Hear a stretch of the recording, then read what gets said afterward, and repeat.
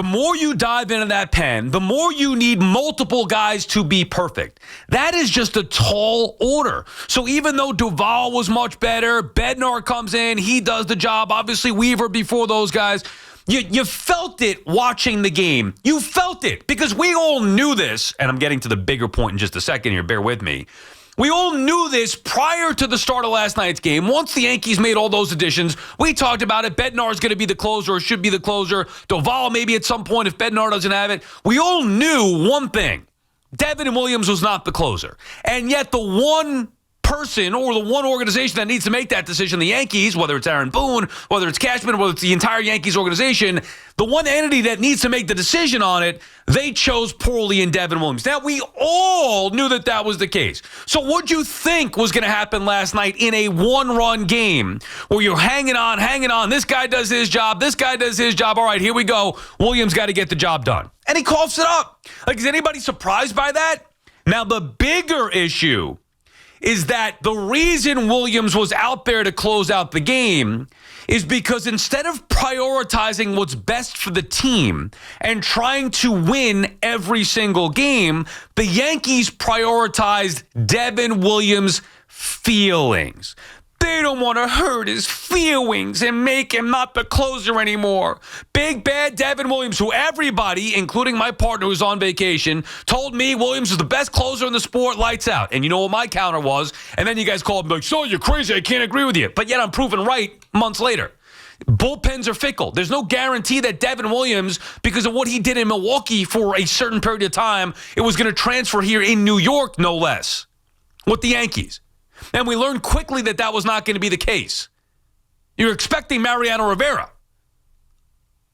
You didn't quite get that with Devin Williams. So he already lost his closer's job due to a brutal start to the season. Then he righted the ship a little bit, but even at his best, like, come on, does anybody really trust Devin Williams in a big spot? And that's where we hope the Yankees are moving forward in a big spot. Do you trust Devin Williams? The answer is unequivocally, no, you don't. We all know that. And I think even the Yankees know that because either they're stupid or they're placating players' feelings. And I don't think they're stupid. I think it's the latter. They're placating players' feelings. So instead of Boone having the guts to say, you know what, we just acquired some loaded arms, I'm going to let the game dictate how I go about things. These guys all got to be on notice in the pen. I may use Williams in the 6th. Depending on matchups, I may use him in the 8th. I may ask him to close out a game. I don't know. But he isn't guaranteed anything as our closer. Based on performance. That's what it's about. Williams cost himself the closer's job. It's not Boone's fault, not Cashman's fault. It's his fault. He's to blame. No one but himself to blame. And the Yankees still hesitate to hold him accountable. He pitched poorly. He doesn't deserve to close. That is like 101. Accountability 101. Guy doesn't perform. Like, you want to get into the yelling at the base coach, yelling at Jazz, getting on Volpe, getting on Dominguez, Wells, whatever. You want to get on those guys. Like, that's a whole nother thing. I still would. We went over that yesterday. We don't need to rehash that. Performance-based issues. What are you afraid of Devin Williams for? He stunk. What, you afraid you're going to hurt his feelings? Devin, we don't want to hurt your feelings. He's a big leaguer making millions. Hey, this is the New York Yankees. You don't get the job done. Time to move on. I'm sorry. Just like they did the first time. It took forever, but they did it the first time. The only reason why he got his job back is because of an injury to Luke Weaver. So we're placating guys' feelings as opposed to putting the best people in the best spot to get the job done. And I'm not saying that Bednar is going to be the perfect fit or Duvall, whoever it may be, or Weaver. They need to figure that out. But it shouldn't just be, well, Williams is our closer. Why? Why? When we all knew that he hasn't earned the right to stay in that closer's role. Not when you're bringing in better arms, guys that have been more proven than him this year. Obviously, we know Williams' history.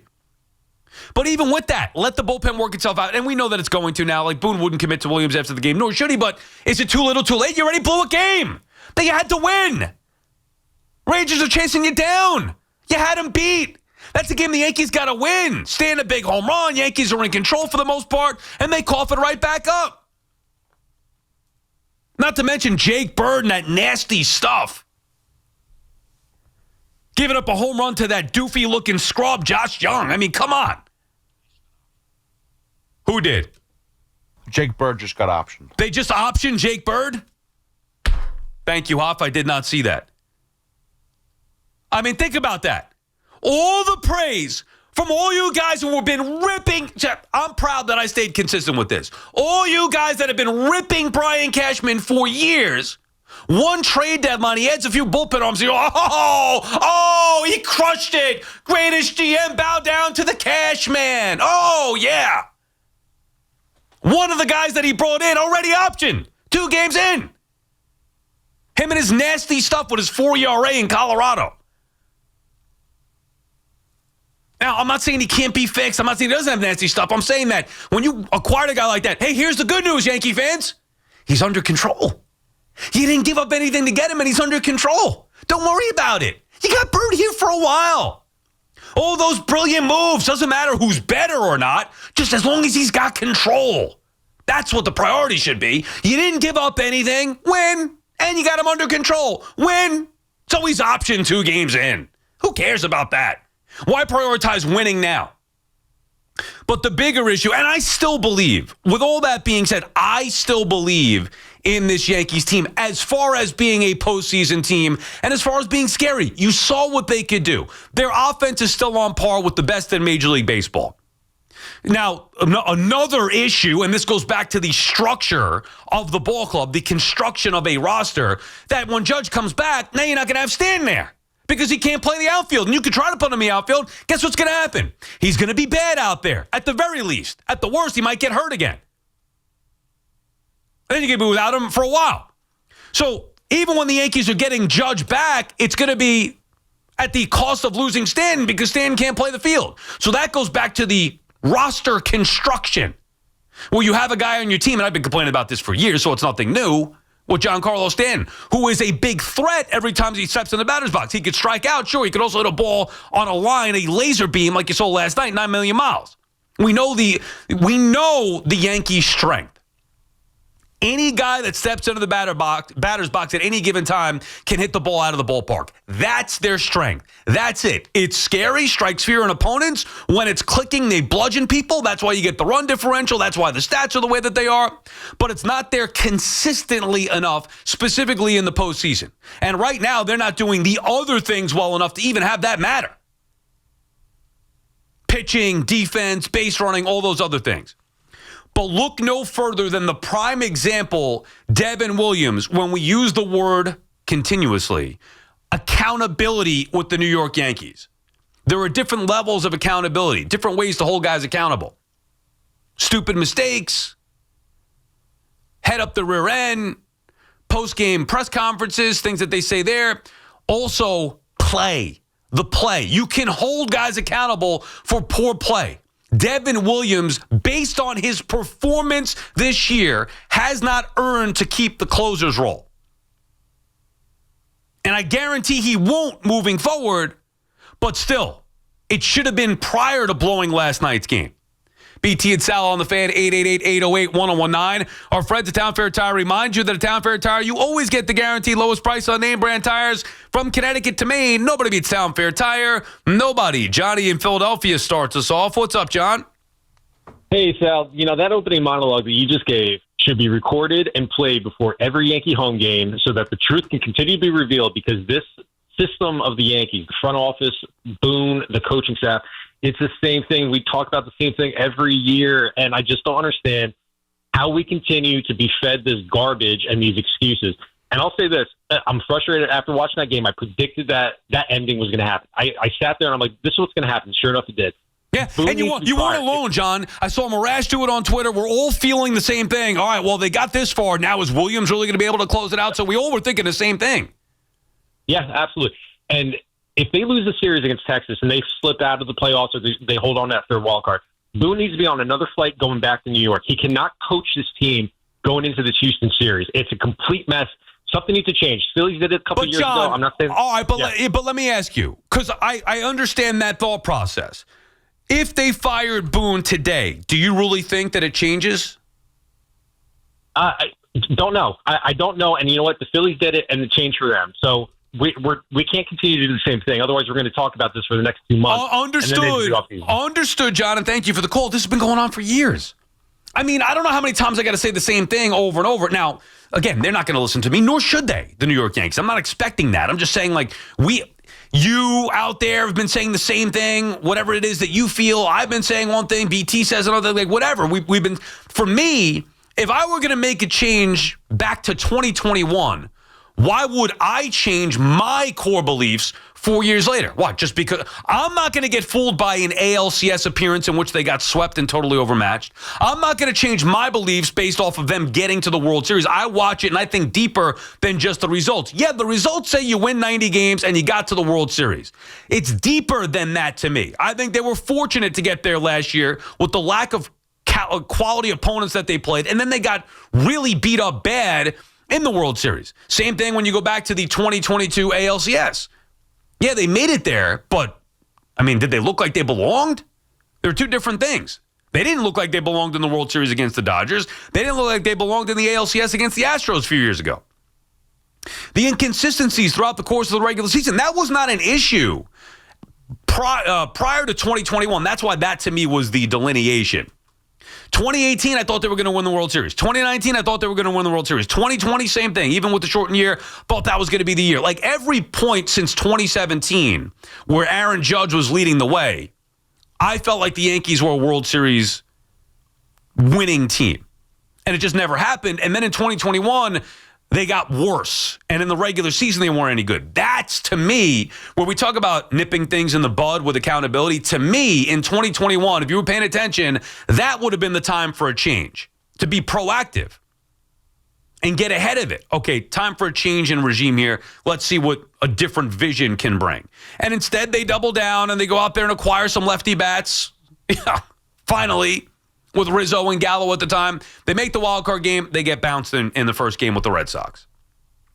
2022, they start out like the 98 Yankees, although I remember saying, this to me doesn't look like the 98 Yankees. I think they're playing way above their heads. They come crashing down in the second half. They still get to the postseason, get to the ALCS. They get swept. 2023, they don't make the postseason. So think about all that. Like, this is not just reacting to getting swept by the Marlins or losing to the Rangers. This is a bigger picture issue that has been going on for years. The standard that I would have for the Yankees is far greater than anything that we've seen since 2021. The results, whether it's an ALCS in 2022 or a World Series a year ago, that's where they're going to push back. But to me, those results were more the aberration.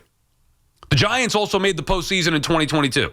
That was the outlier. That was the aberration. Look what's been the norm the last several years. You could do the same thing with McAdoofus leading the way in 2015. Oh, they made the postseason. Look at that. Yeah, but that was the outlier. That was the aberration. I have to respect and give credit to the Yankees for their sustained success, meaning roughly a 90-win team the majority of seasons, and having some postseason success. Obviously not to the levels that we would like, but still, when you win 90-plus games, like their worst, the Yankees' worst is better than most bests even, a lot of times, when you look at the landscape of Major League Baseball. And they think that that's good enough. We know it's not. Look a little deeper than just the results of getting to a World Series or getting to an ALCS a couple years ago. Look at the structure, the infrastructure of this team, the lack of accountability. It's just, to me, it's a problem I fundamentally disagree with the way that they operate. It doesn't mean that they can't win. Hey, prove me wrong. Shut me up. You got to the World Series last year. Yes, it was with Soto, but still, there's no saying that. I still think the Yankees lineup strikes fear in the opponent and they can hit their way to some success. They probably will. Whether it's a division title, a postseason spot, maybe even a postseason series win or two. I don't believe that they are organizationally, structurally, foundationally good. Doesn't mean they can't win, though, in spite of that. Adam from South Jersey. What's up, Adam? Hey, Sal, how are you, bud? I'm going to disagree. I'm all right, man. I'm going to disagree with you. They are stupid, all right? And I'm going to tell you why they're stupid. They're stupid because they're playing baseball by a damn script, Sal. Yep. A script they won't deviate from. I'll tell you, as a football coach, Sal, I got a lot of peers that, football coaches do the same things. They make scripts, right? And some of these coaches, no matter what happens, they stick to their script. And it doesn't matter what the play situation is. Me as a football coach, what I would do is have what I call the loose script. And let's say on 1st and 10, I ran a dive and he lost 4 yards. And my scripted second play was a toss. I'm not running the toss. I'm running a play action pass and I'm changing it. It's the same thing with baseball. They have a script. This guy pitches this inning. This guy pitches this inning. It's infuriating. It's infuriating. I can't watch the script. I can't. Sal, I turned the game off when Williams came in because I said, you know what? I know what's happening. I'm not going to watch this. We knew the script. I went down to my basement. We knew the script and they didn't.